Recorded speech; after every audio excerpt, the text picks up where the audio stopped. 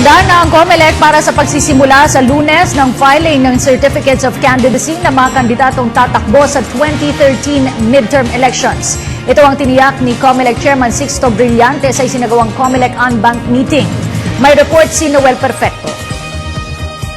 Kinumpirma ni COMELEC Chair Sixto Brillantes na wala nang anumang sagabal pa na magpapabalam o magpapatigil sa pagpapatupad ng paghain o sumite ng mga Certificates of Candidacies ng mga nais kumandidato sa darating na lokal at nasyonal na kauna-unahang automated at computerized elections sa 2013.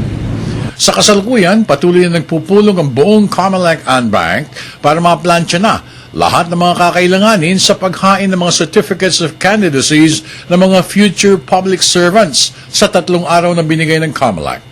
Sa Lunes ang simula ng paghain ng mga COCs nationwide ng mga kakandidato para sa iba't ibang positions kaugnay ng midterm elections para sa senador, congressman, governors, mayors at vice mayors, kasama na rin ang mga councilors ng mga ito.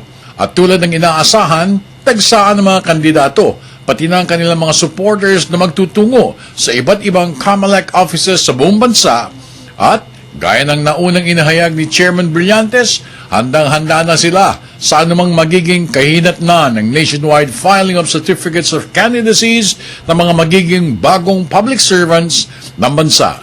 Para sa Telebisyon ng Bayan, ako naman si Noel Perfecto.